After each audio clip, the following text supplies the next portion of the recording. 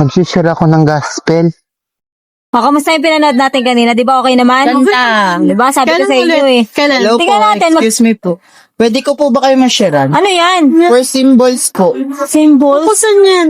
At ano po to, tungkol po to sa paano po tayo magkakaroon ng komunikasyon sa Diyos? Paano? Kami ginagawa. Magkakapera ba kami dyan? Hindi po, pero sure po akong gagaan yung loob niyo pagkatapos. Iba na lang. Ito na lang. May pinag-uusapan kasi kami. Meron sige po. Tingnan mo doon, marami tao doon. Anong ulitin po? Pwede ko ba kayo ma-share? Sige po. So, yun. Ito yung 4 na simbolo.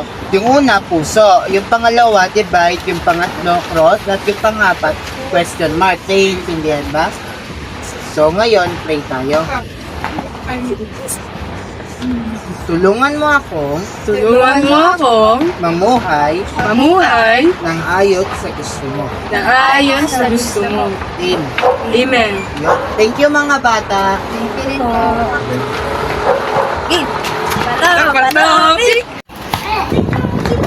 Ano ba naman kasi yan eh? Sorry.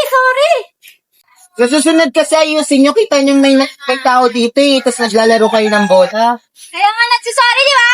Guys, mapabalik ba ng sorry mo yung mastik na tumama sa akin? Sinadya ba?